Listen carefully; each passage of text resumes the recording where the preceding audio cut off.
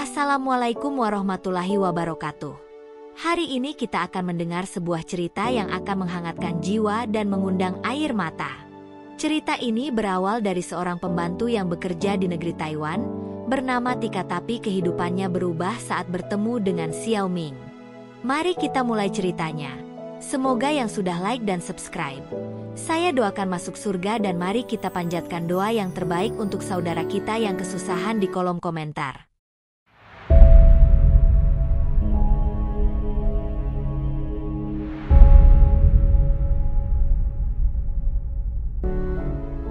Di bawah langit kota kecil di Taiwan, di antara gemerlap lampu jalanan dan hiruk-pikuk kehidupan yang tak pernah tidur, seorang wanita Indonesia bernama Tika menjalani kesehariannya sebagai seorang pekerja rumah tangga.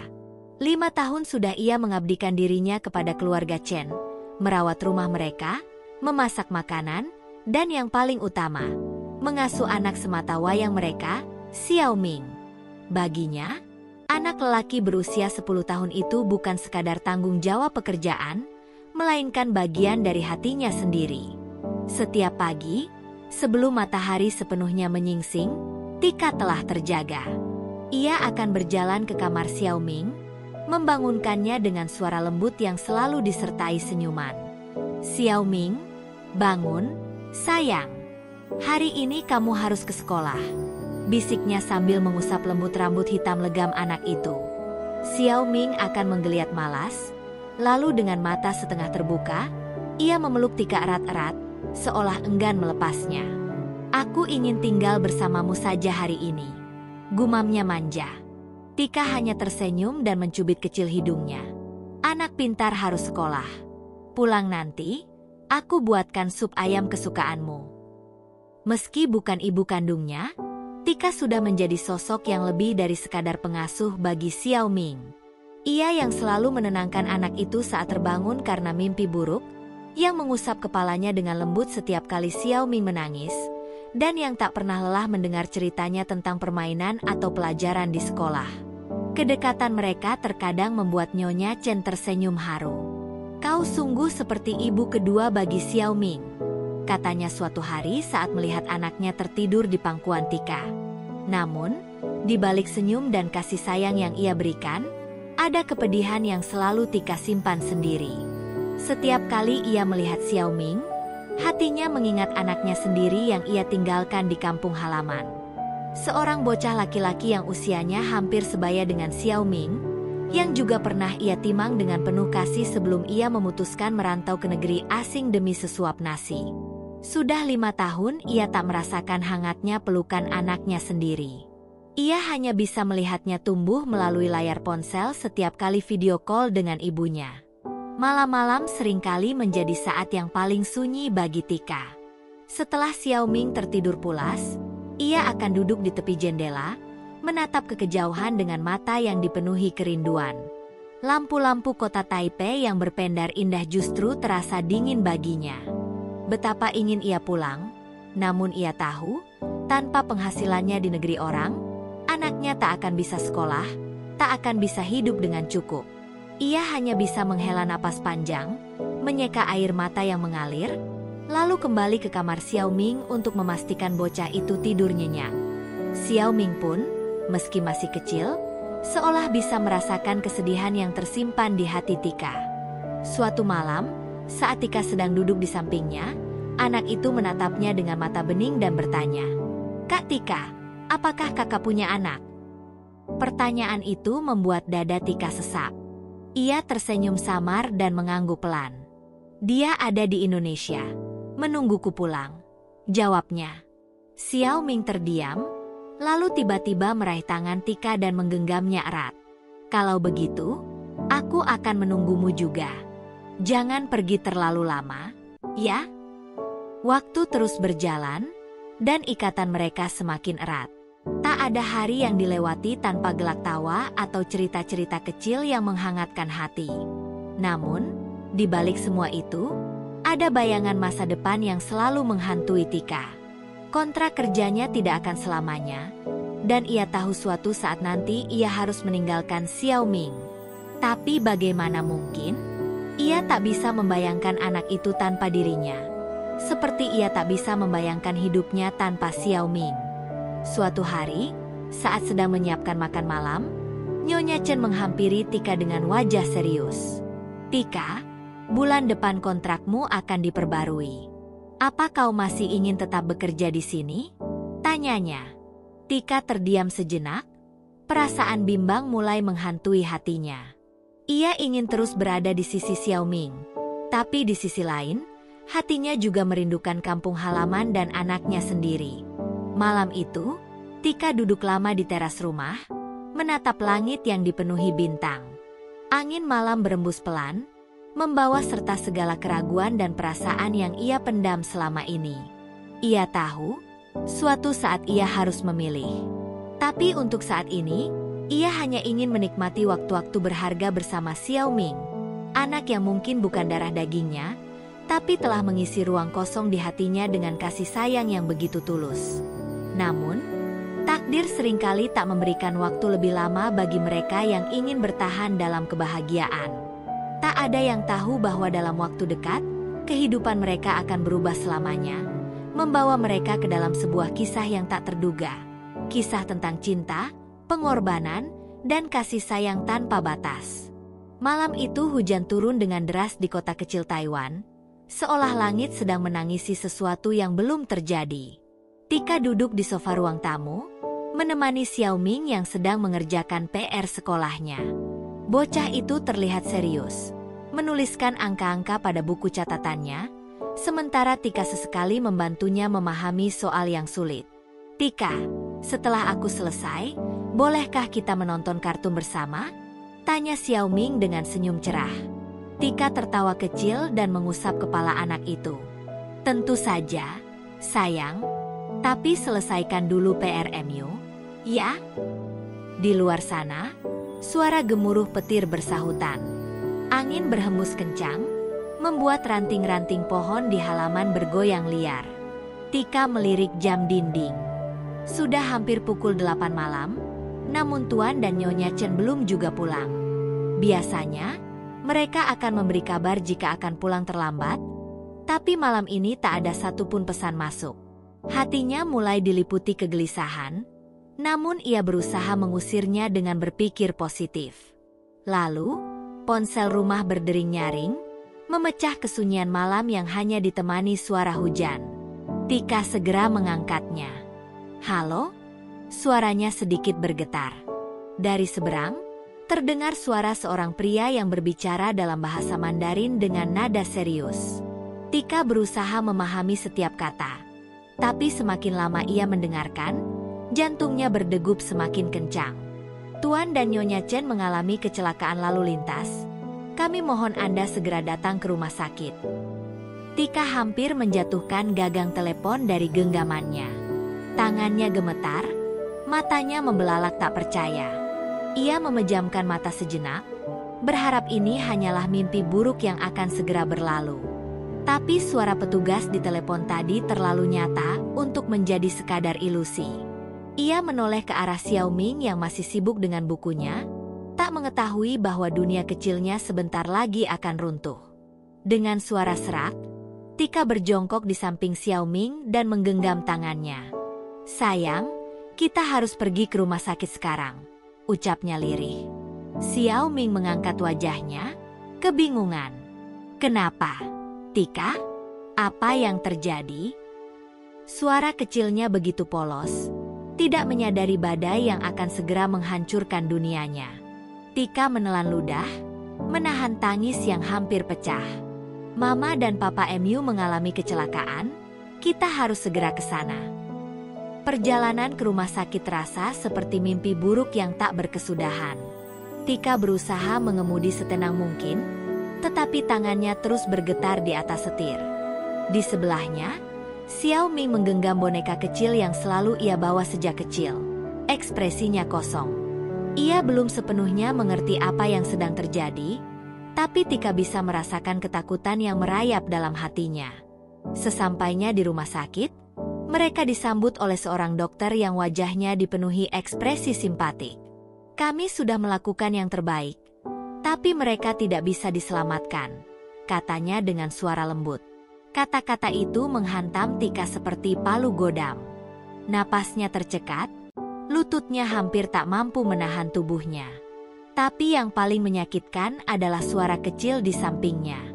Apa maksudnya? Tika, kapan Mama dan Papa akan bangun? Xiao Ming menarik-narik ujung bajunya, matanya penuh harapan. Tika tidak bisa menahan air matanya lagi. Ia berlutut, merengkuh tubuh kecil Xiao Ming dalam pelukannya, membiarkan tangisnya pecah di bahu anak itu. Maafkan aku, sayang, Mama dan Papa Mu sudah pergi, bisiknya dengan suara bergetar. Xiao Ming membeku. Ia melihat ke arah dokter, lalu kembali ke Tika, seolah mengharapkan seseorang mengatakan bahwa ini semua hanya kesalahan. Tapi tak ada yang berbicara. Tak ada yang membantah kenyataan kejam itu. Dan kemudian, isak tangis pertama itu pecah. Xiao Ming berteriak, memanggil nama orang tuanya berulang kali, mencoba mencari mereka dalam kesunyian rumah sakit yang dingin. Tika hanya bisa memeluknya erat-erat, membiarkan bocah itu menangis sepuasnya dalam dekapannya. Malam itu, dunia Xiao Ming hancur berkeping-keping. Dan Tika, ia tahu bahwa mulai saat ini, ia tak hanya seorang pengasuh. Ia adalah satu-satunya orang yang dimiliki Xiao Ming di dunia ini. Saat mereka akhirnya kembali ke rumah yang kini terasa kosong dan sunyi, Tika menatap kamar tidur utama yang biasanya dihuni oleh Tuan dan Nyonya Chen. Kini, hanya kesunyian yang menyelimuti. Xiao Ming duduk di sofa, menggenggam bonekanya erat-erat, menatap ke lantai dengan tatapan kosong. Tika berjalan mendekatinya, lalu duduk di sampingnya. Aku tidak akan meninggalkanmu, sayang, bisiknya lembut. Xiao Ming menoleh, air mata masih mengalir di pipinya. Kau janji? Suaranya lirih, penuh harapan terakhir yang ia miliki. Tika menatap mata anak itu, lalu mengangguk tegas. Aku janji. Di dalam hatinya, ia tahu bahwa hidup mereka tidak akan pernah sama lagi. Tapi satu hal yang pasti, ia akan melakukan segalanya untuk memastikan Xiao Ming tidak merasa sendirian. Tidak malam ini, tidak esok hari, dan tidak selama ia masih bernapas. Sejak malam itu, kehidupan di rumah keluarga Chen berubah sepenuhnya. Rumah megah yang dulu penuh dengan canda tawa kini terasa seperti bangunan kosong yang kehilangan jiwa. Xiao Ming tak lagi berlarian di ruang tamu sambil tertawa riang, tak lagi menyambut kepulangan orang tuanya dengan pelukan hangat. Ia lebih banyak diam, menatap jendela seakan berharap kedua orang tuanya akan pulang kapan saja. Tika, yang kini menjadi satu-satunya sosok yang tersisa dalam hidup anak itu, berusaha sekuat tenaga untuk mengisi kekosongan itu. Meski ia sendiri masih diguncang kesedihan yang mendalam. Malam-malam di rumah itu kini selalu terasa berat. Xiao Ming sering terbangun karena mimpi buruk. Menangis dalam tidurnya, memanggil-manggil mama dan papanya. Setiap kali itu terjadi, Tika akan segera datang, mengusap rambutnya, dan memeluknya erat. Berusaha menenangkan ketakutan yang tak bisa ia hapus.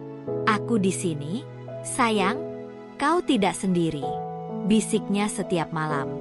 Namun, ia tahu, tidak ada kata-kata yang benar-benar bisa menyembuhkan luka di hati seorang anak yang baru kehilangan segalanya. Hari-hari berlalu, dan kenyataan pahit mulai menyusul mereka.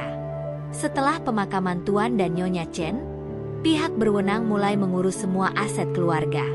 Seorang petugas sosial datang ke rumah dan berbicara dengan Tika. Xiao Ming tidak memiliki keluarga dekat di Taiwan. Jika tidak ada wali yang sah, ia akan dibawa ke panti asuhan, ujar petugas itu dengan nada tegas. Kata-kata itu menusuk hati Tika. Ia menatap Xiao Ming yang duduk di pojok ruangan, memeluk lututnya sendiri, seolah dunia sedang berusaha merenggut semuanya darinya. Setelah petugas itu pergi, Tika duduk di samping Xiao Ming dan menggenggam tangannya. Mereka ingin membawaku pergi, kan? Suara Xiao Ming terdengar lirih, penuh ketakutan. Tika menghela napas panjang, mencoba menahan air matanya. Aku tidak akan membiarkan itu terjadi. Sayang, Aku akan melakukan apapun agar kau tetap bersamaku, ucapnya penuh tekad. Namun, janji itu tidak mudah ditepati. Status Tika sebagai pekerja migran membuatnya tak memiliki hak hukum untuk mengasuh Xiao Ming. Setiap hari, ia mendatangi kantor imigrasi, mencoba mencari cara agar bisa tetap tinggal di Taiwan demi bocah itu. Namun, aturan begitu ketat. Kontrak kerjanya hanya tersisa beberapa bulan lagi, dan setelah itu, ia harus kembali ke Indonesia. Kau bukan wali sahnya, dan tanpa dokumen yang sah, tidak ada yang bisa kami lakukan, ujar salah satu petugas dengan nada dingin. Setiap kali pulang dengan tangan hampa, Tika hanya bisa memeluk Xiao Ming lebih erat, mencoba menyembunyikan air matanya agar bocah itu tidak semakin kehilangan harapan. Kita akan mencari jalan. Sayang, aku tidak akan menyerah, katanya setiap malam, meski dalam hatinya, ia mulai takut akan kenyataan pahit yang mungkin akan mereka hadapi. Puncaknya terjadi ketika suatu pagi, seorang petugas dari dinas sosial datang membawa surat resmi. Kami memberi waktu 1 minggu untuk mengurus wali sah bagi anak ini. Jika tidak, kami akan membawanya ke panti asuhan, katanya tanpa belas kasihan. Tika meremas kertas itu dengan tangan gemetar. Ia tahu, waktu mereka semakin menipis. Malam itu, Tika hampir tidak bisa tidur. Ia duduk di tepi tempat tidur Xiao Ming, menatap wajah anak itu yang tertidur dengan napas tersengal karena habis menangis. Dalam hati, ia bertanya-tanya, apakah ini akhirnya? Apakah ia harus menyerah dan membiarkan Xiao Ming dibawa ke panti asuhan? Tapi saat melihat bocah itu menggenggam tangannya bahkan dalam tidurnya, ia tahu ia tidak akan pernah bisa melakukan itu. Lalu, sebuah pikiran gila muncul dalam benaknya. Jika ia tidak bisa tinggal di Taiwan, mungkin ia bisa membawa Xiao Ming ke Indonesia. Tapi bagaimana caranya? Hukum tidak semudah itu, birokrasi tidak akan mempermudah langkahnya. Namun, jika ada satu hal yang ia pelajari dari kehidupannya selama ini, itu adalah bahwa cinta dan ketulusan bisa melawan apapun. Dengan tekad yang semakin kuat, keesokan harinya Tika mulai menghubungi berbagai pihak, mencari solusi agar ia bisa membawa Xiao Ming bersamanya. Ia tahu perjalanannya akan panjang dan melelahkan, tetapi ia juga tahu satu hal yang pasti. Ia tidak akan membiarkan bocah itu sendirian di dunia ini. Tidak sekarang, tidak selamanya. Dan dengan keyakinan itu, perjuangan baru mereka pun dimulai. Waktu terus berjalan, dan batas waktu yang diberikan dinas sosial semakin dekat. Setiap hari terasa seperti pedang yang tergantung di atas kepala Tika. Ia berlari ke sana kemari, menemui siapapun yang mungkin bisa membantunya, tapi jawabannya selalu sama. Tanpa status resmi, tanpa ikatan darah, ia tidak memiliki hak untuk mengasuh Xiao Ming. Hanya ada 2 pilihan. Anak itu pergi ke panti asuhan atau Tika kembali ke Indonesia tanpa dirinya. Kedua pilihan itu bagaikan belati yang siap menancap di hatinya. Suatu malam, setelah menerima kabar buruk dari pihak imigrasi, Tika duduk termenung di ruang tamu. Xiao Ming, yang peka terhadap perasaan pengasuhnya, perlahan mendekat dan duduk di sampingnya. Tika, apakah aku benar-benar harus pergi? Tanyanya dengan suara bergetar. Matanya yang dulu cerah kini tampak redup, penuh ketakutan akan masa depan yang tidak pasti. Tika menatap anak itu dengan mata yang mulai berkaca-kaca. Ia ingin mengatakan bahwa semuanya akan baik-baik saja, bahwa mereka akan menemukan jalan keluar. Tapi untuk pertama kalinya, ia ragu. Perlahan, ia menarik Xiao Ming ke dalam pelukannya. Aku tidak ingin kehilanganmu. Sayang, aku tidak bisa membiarkanmu hidup sendirian di panti asuhan. Suaranya hampir tidak terdengar. Tangis Xiao Ming pecah di dada Tika. Aku hanya punya kamu, Kak Tika. Aku tidak mau ke panti asuhan. Aku tidak mau tinggal dengan orang asing. Anak itu menggenggam baju Tika erat-erat, seolah takut jika ia melepaskannya, wanita itu akan menghilang dari hidupnya. Tika mengusap punggungnya dengan lembut. Malam itu, Tika tidak bisa tidur. Ia duduk di teras rumah, menatap langit gelap yang dipenuhi bintang-bintang redup. Ia harus mengambil keputusan. Keputusan yang akan mengubah hidupnya dan hidup Xiao Ming selamanya. Jika hukum tidak memihak mereka, maka ia harus mencari jalan lain. Dan satu-satunya cara agar mereka bisa tetap bersama adalah dengan membawa Xiao Ming ke Indonesia. Namun, keputusan itu bukan tanpa risiko. Mengurus dokumen anak berkewarganegaraan asing bukan perkara mudah. Ada banyak aturan yang mengikat, banyak pertanyaan yang harus dijawab, banyak batasan yang harus mereka lewati. Tapi Tika tahu satu hal, ia lebih baik dihukum karena berjuang mempertahankan Xiao Ming daripada menyerah dan membiarkan anak itu menghadapi dunia sendirian. Keesokan harinya, dengan tekad yang semakin kuat, Tika mulai mencari informasi tentang adopsi internasional. Ia mendatangi Kedutaan Besar Indonesia, bertanya tentang kemungkinan membawa Xiao Ming ke tanah airnya. Jawaban yang ia dapatkan membuat harapannya sedikit membuncah. Meskipun sulit, ada celah yang bisa ia manfaatkan. Jika ia bisa mendapatkan izin dari pemerintah Taiwan dan persetujuan khusus dari Indonesia, maka Xiao Ming bisa dibawa bersamanya. Namun, tantangan terbesar datang dari pihak dinas sosial. Saat Tika mengajukan permohonan untuk mengasuh Xiao Ming secara resmi, seorang petugas menatapnya dengan tajam. "Kau hanya seorang pekerja migran. Bagaimana kau bisa menjamin masa depan anak ini? Kau bahkan bukan keluarganya." Kata-kata itu menusuk hati Tika, tetapi ia tidak mundur.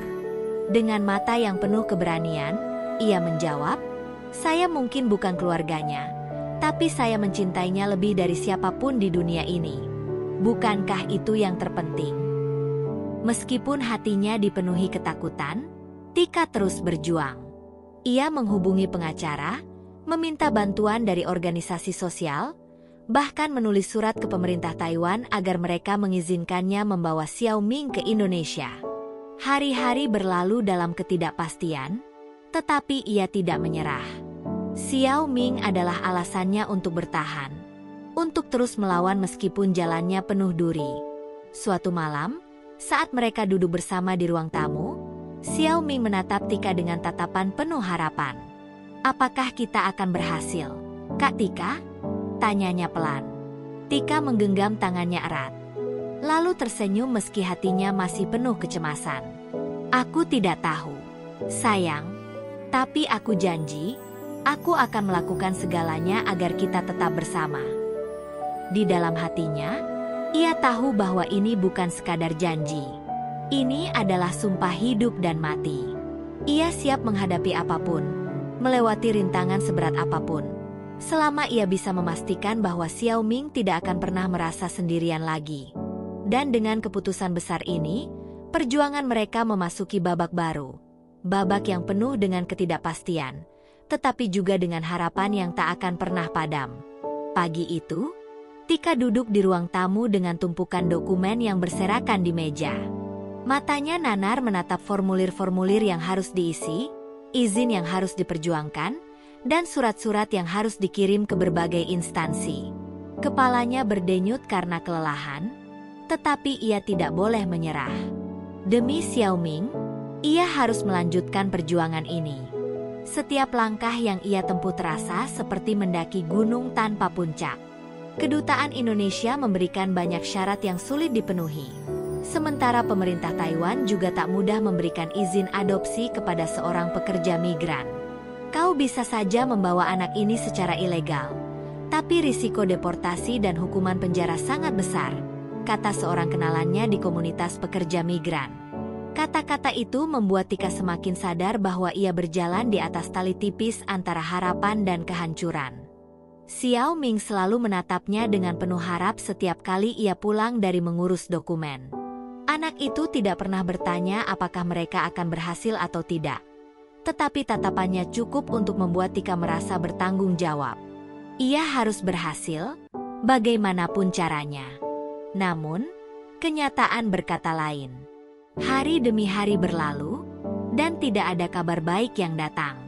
Izin tinggal Tika hampir habis, dan dinas sosial mulai menekan agar Xiao Ming segera diserahkan ke panti asuhan. Suatu malam, setelah Xiao Ming tertidur, Tika duduk di sudut kamar dengan air mata yang mengalir tanpa bisa ditahan. Ia merasa begitu lelah, begitu tak berdaya. "Ya Tuhan, apakah aku harus menyerah?" bisiknya dalam doa yang nyaris putus asa. Tetapi saat ia melihat wajah tenang Xiao Ming dalam tidurnya, ia tahu jawabannya. Tidak, ia tidak akan menyerah. Keesokan harinya, dengan sisa tenaga yang dimilikinya, Tika kembali ke kantor kedutaan dan bertemu dengan seorang pegawai senior yang tampak iba padanya. "Aku melihat ketulusanmu, Tika," kata pria itu. "Mungkin kau bisa mencoba jalur lain. Bukan adopsi, tetapi pengasuhan sementara. Itu akan lebih mudah untuk disetujui." Mata Tika melebar. Ini adalah titik terang yang selama ini ia cari. Dengan segala daya, ia mulai mengumpulkan dokumen untuk pengasuhan sementara, meminta surat dukungan dari komunitas pekerja migran, bahkan menemui mantan rekan kerja Tuan Chen untuk menjadi saksi atas hubungan dekatnya dengan Xiao Ming. Namun, meskipun harapan mulai tampak, rintangan berikutnya muncul. Pemerintah Taiwan meminta bukti bahwa Xiao Ming akan memiliki kehidupan yang layak di Indonesia. Tika harus menunjukkan bukti pekerjaan, rumah, dan jaminan bahwa anak itu tidak akan terlantar di negeri asing. Ini adalah tantangan baru yang lebih berat. Bagaimana mungkin ia bisa menjamin semua itu dalam waktu singkat? Dengan air mata yang masih mengering di pipinya, ia menelepon ibunya di Indonesia. "Mak, aku butuh bantuan. Aku ingin membawa seorang anak ke sini. Aku ingin merawatnya," kata Tika dengan suara gemetar. Ada keheningan panjang di ujung telepon sebelum ibunya menjawab dengan suara penuh kebingungan. "Kau bicara soal anak siapa, Tika?" Dengan hati yang penuh beban, Tika menceritakan segalanya. Tentang Xiao Ming, tentang keputusannya, dan tentang perjuangan yang ia jalani. Setelah mendengar semua itu, ibunya terdiam lama. "Tika, jika kau yakin ini yang terbaik, kami akan menerimanya. Pulanglah, Nak. Kami akan menyambut kalian." Mendengar itu, tangis Tika pecah. Ia akhirnya memiliki tempat untuk kembali, tempat di mana Xiao Ming akan diterima tanpa syarat. Dengan semangat baru, ia mengurus dokumen-dokumen terakhir, berlari ke sana kemari, melawan waktu yang semakin sempit. Lalu, tepat sehari sebelum batas waktu yang diberikan dinas sosial, sebuah kabar baik akhirnya datang. Pengasuhan sementara Xiao Ming disetujui, dan mereka mendapatkan izin khusus untuk meninggalkan Taiwan bersama. Itu bukan solusi permanen, tetapi cukup untuk membuat mereka bisa memulai hidup baru. Malam itu, Tika memeluk Xiao Ming erat-erat dan berbisik di telinganya. "Kita akan pulang, sayang. Kita akan pulang." Xiao Ming menangis dalam pelukannya, tapi kali ini bukan karena takut atau kesedihan. Kali ini, itu adalah air mata kebahagiaan dan harapan yang baru. Namun, perjalanan mereka belum berakhir. Masih ada tantangan yang menunggu di negeri yang berbeda. Tetapi satu hal yang pasti, mereka akan melewatinya bersama. Pesawat yang mereka tumpangi akhirnya mendarat di Bandara Internasional Jakarta. Saat roda pesawat menyentuh landasan, Tika menggenggam tangan Xiao Ming erat, seolah ingin meyakinkan anak itu bahwa segalanya akan baik-baik saja. Namun, di dalam hatinya, ia sendiri masih diliputi kecemasan. Xiao Ming akan menghadapi kehidupan baru di tempat yang begitu asing baginya. Apakah anak itu akan bisa beradaptasi? Apakah keluarganya benar-benar akan menerima Xiao Ming seperti yang mereka katakan? Saat melangkah keluar dari terminal kedatangan, mata Tika langsung mencari sosok yang sudah lama ia rindukan. Dan di sana, berdiri seorang wanita tua dengan kerutan di wajah yang penuh kasih. "Mak?" Suara Tika bergetar saat melihat ibunya. Wanita itu tersenyum lembut, lalu menarik putrinya ke dalam pelukan yang begitu erat dan hangat. "Kau sudah pulang, Nak?" bisiknya penuh haru. Xiao Ming berdiri di samping mereka, merasa canggung namun juga penasaran. Ibu Tika lalu menatap anak itu dengan penuh kelembutan. "Kau pasti Xiao Ming," katanya dalam bahasa Indonesia yang terbata-bata. Xiao Ming mengangguk pelan, masih bingung dengan perasaannya sendiri. "Jangan takut, Nak. Di sini, kau punya keluarga," lanjutnya sambil mengulurkan tangan. Ragu-ragu, Xiao Ming meraihnya, dan saat itu juga, Tika merasa seolah beban berat di dadanya sedikit berkurang. Perjalanan ke desa Tika memakan waktu berjam-jam. Sepanjang perjalanan, Xiao Ming menatap jendela dengan mata penuh rasa ingin tahu. Sawah hijau membentang luas, berbanding terbalik dengan gedung-gedung tinggi di Taiwan. Jalanan berbatu, rumah-rumah sederhana, dan suara ayam berkokok terasa asing baginya. Namun, ada sesuatu di udara, kehangatan yang perlahan mulai meresap ke dalam hatinya. Saat mereka tiba di rumah Tika, beberapa tetangga sudah berkumpul di depan pintu, penasaran dengan anak kecil yang dibawa pulang oleh wanita yang selama ini merantau ke negeri orang. Bisik-bisik terdengar di antara mereka, tetapi Tika tidak peduli. Ia hanya ingin Xiao Ming merasa diterima. "Ini rumah kita sekarang, sayang," kata Tika sambil mengelus punggung anak itu. Xiao Ming menatap rumah sederhana itu, lalu menoleh ke arah Tika. "Apakah di sini aku boleh tinggal selamanya?" tanyanya dengan suara lirih. Tika berlutut di hadapan anak itu, menggenggam kedua pundaknya. "Selama aku masih hidup, kau tidak akan pernah sendirian," jawabnya tegas. Xiao Ming menggigit bibirnya, menahan tangis yang akhirnya pecah dalam pelukan Tika. Ia sudah kehilangan satu keluarga, tapi kini ia menemukan yang baru. Hari-hari pertama tidak mudah. Xiao Ming harus belajar bahasa Indonesia, beradaptasi dengan makanan yang berbeda, dan membiasakan diri dengan kehidupan desa yang jauh lebih sederhana dibandingkan kehidupannya di Taiwan. Ia rindu orang tuanya, rindu rumah lamanya, tetapi setiap kali ia merasa sedih, Tika selalu ada untuk menenangkannya. "Semua butuh waktu, sayang. Aku juga butuh waktu untuk beradaptasi saat pertama kali datang ke Taiwan," ucapnya lembut. Tika lalu mendaftarkan Xiao Ming ke sekolah setempat. Hari pertama sekolah menjadi tantangan besar. Anak-anak lain menatapnya dengan penasaran, bahkan ada yang berbisik-bisik tentangnya. Xiao Ming merasa asing, tetapi ia tidak sendiri. Setiap pagi, Tika menggenggam tangannya saat berjalan ke sekolah, memberinya kekuatan untuk menghadapi dunia barunya. Lambat laun, Xiao Ming mulai diterima. Ia menunjukkan kecerdasan luar biasa dalam belajar, membuat guru-gurunya terkesan. Ia juga mulai berteman, dan meskipun terkadang ia masih merasa berbeda, ia tahu bahwa di sini ada orang-orang yang peduli padanya. Setiap kali pulang ke rumah, ia akan menemukan Tika menunggunya dengan senyum hangat, dengan makanan kesukaannya terhidang di meja. Itu sudah cukup untuk membuatnya merasa aman. Tahun-tahun berlalu, dan Xiao Ming tumbuh menjadi remaja yang cerdas dan berbakti. Ia tidak pernah melupakan kebaikan Tika, dan selalu berjanji dalam hatinya bahwa suatu hari nanti, ia akan membalas semua yang telah dilakukan wanita itu untuknya. "Kamu bukan hanya seorang pengasuh bagiku, Kak Tika. Kamu adalah ibuku," ucapnya suatu hari, saat mereka duduk di teras rumah sambil menikmati senja. Dan dengan kata-kata itu, Tika tahu bahwa ia telah membuat keputusan yang benar. Bahwa kasih sayang tidak membutuhkan ikatan darah. Bahwa cinta sejati adalah tentang bertahan bersama, melewati setiap badai, dan tetap saling menggenggam tangan, meski dunia berusaha memisahkan mereka. Kasih sayang itu tak berbatas, tak oleh negara, tak oleh bahasa, dan tak oleh siapapun.